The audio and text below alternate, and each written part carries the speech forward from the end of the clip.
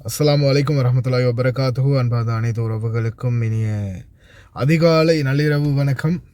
இந்த வீடியோ நான் நினைக்கிறேன் 11:31 எப்படியும் இதை சிங்கள வீடியோ ரெடி பண்ணிவிட்டு அப்புறமா அப்லோடுக்கு போடும்போது விடிஞ்சிரும் நினைக்கிறேன், 12 மணி ஆகிரும்.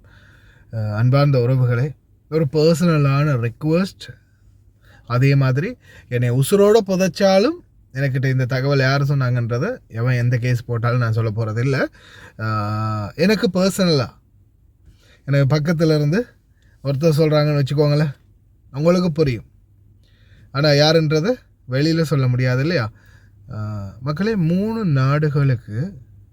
நாடுகளுக்கு ஒரு எச்சரிக்கையாக விடுக்கப்பட்டிருக்கு அப்படின்னு சொல்கிறாங்க. எச்சரிக்கையாகவே விடுக்கப்பட்டிருக்கான். நீங்கள் இவங்களோட இருக்கிற சம்பந்தத்தை நிறுத்தணும். நான் கொஞ்சம் இது பண்ணி தான் பேசுகிறேன், சரியா? ரம்போட இருக்கிற சம்பந்தத்தை நீங்கள் மொத்தமாக நிறுத்திக்கணும். ரம்போட இருக்கக்கூடிய சம்பந்தத்தை நீங்கள் நிறுத்தலைன்னா, ரம்பன்னா யாருன்னு தெரியுமில்ல, பெரிய நாடு, ஐக்கிய நாடு. அப்போது அந்த சம்பந்தத்தை நீங்கள் நிறுத்தலைன்னா 0% நிறுத்தணும். 1% கூட அவங்களோட சம்பந்தம் இருக்கக்கூடாது, மொத்தமாக நிறுத்தணும். நிறுத்தலைன்னா உங்கள் நாட்டை நாங்கள் தரை மட்டமாக்குவோம் அப்படின்ற மாதிரி எச்சரிக்கை விடுத்திருக்கிறாங்களாம், சரியா? இதில் 3 நாடுகள் அரபு நாடுகள் வருது. இறைவன் பாதுகாக்கட்டும். இப்போதைய சூழலில் பார்த்திங்கன்னா மிக பெரிய அளவிலான ஒரு எச்சரிக்கை விடுக்கப்பட்டிருக்குது அரபு நாடுகளுக்கு. யாருக்கிட்ட இருந்து? புதிதாக நியமிக்கப்பட்ட சுப்ரீம் லீடரிடம் இருந்து, முஜ்தபா ஹொமைனி.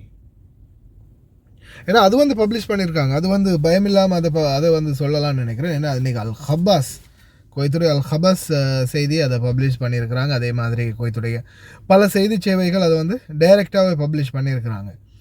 ஏன்னா அவர் டைரெக்டாகவே அவர் என்ன சொல்கிறாருன்னா, டைரெக்டாகவே அவர் சொல்கிறாரு, இதாக இருக்குது பெரிய ஒரு கட்டுரை உண்டது, சரியா? ஸ்டேட்மெண்ட், மிகப்பெரிய ஒரு ஸ்டேட்மெண்ட் அது. ஏன்னா இது நான் குறிப்பிட்றதுக்கு காரணம், இது பார்த்திங்கன்னா SNN, குவைத்துடைய மிகவும் பிரபல்யமான நியூஸ் சேனல். அது மட்டும் இல்லாமல் இவங்க மட்டும் இல்லை, அடுத்தது யார் பப்ளிஷ் பண்ணது? சார்மெட். இதுவும் குவைத்துடைய மிகவும் பிரபல்யமான நியூஸ் சேனல். அடுத்தது குவைத்துடைய ஒஃபிஷியல் நியூஸ் பேஜ் குவைத்துடைய, அவங்களும் இதை பப்ளிஷ் பண்ணியிருக்கிறாங்க, சரியா?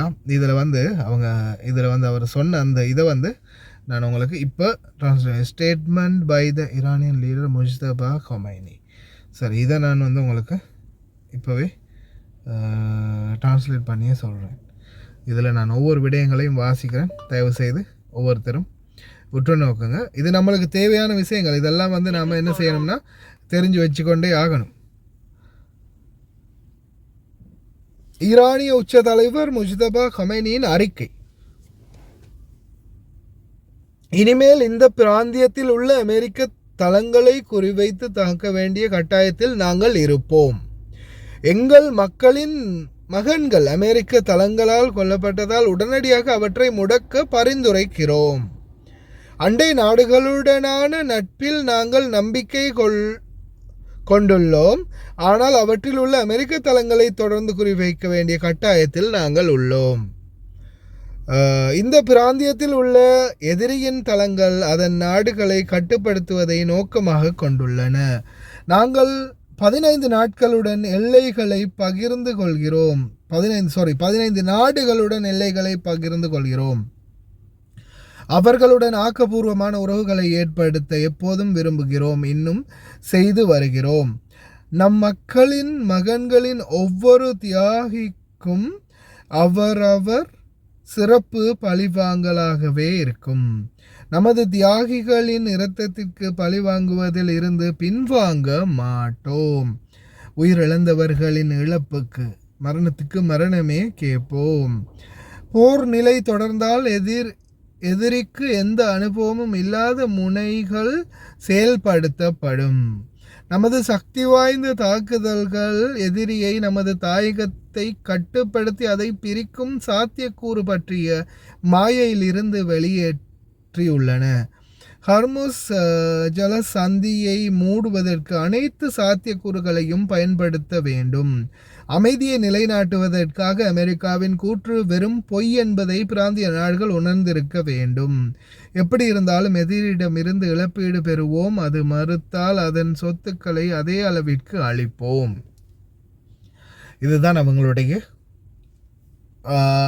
அலி ஹமைனியுடைய மகனான முஜ்தபா ஹமைனி, ஆயத்துல்லா அலி ஹமைனி அவர்களுடைய மகன், ஷஹீதான முன்னாள் சுப்ரீம் லீடருடைய மகன் முஜ்தபா ஹமைனி குவைத்துடைய ஈரானுடைய புதிய சுப்ரீம் லீடருடைய அறிக்கை இதுதான். புரிஞ்சதா மக்களே? இதுதான் அறிக்கை.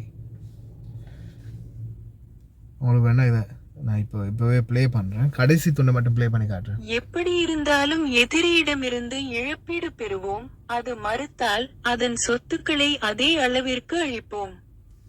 இதுதான் கடைசி அவங்க சொன்ன வாக்குறுதி. ஹுதாகா கசம். அல்லாஹு அக்பர். கவனமாக இருங்க, இது ஜஸ்ட் இன்ஃபர்மேஷன் தான். இன்னும்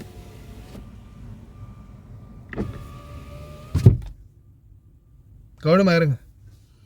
என்னையே வெளியில் இருக்காதீங்கன்னு சொன்னால் நான் டியூட்டியில் இருக்கிற வெளியில் தான் இருக்கணும். எங்கே போய் இருக்கிறது? நீங்களும் கவனமாக இருங்க. பாரத்தை என்ன செய்கிறது, எதிர்கொள்வோம், பிரார்த்தனை பண்ணுவோம். நம்மளால் முடிஞ்சது அவ்வளோதானே.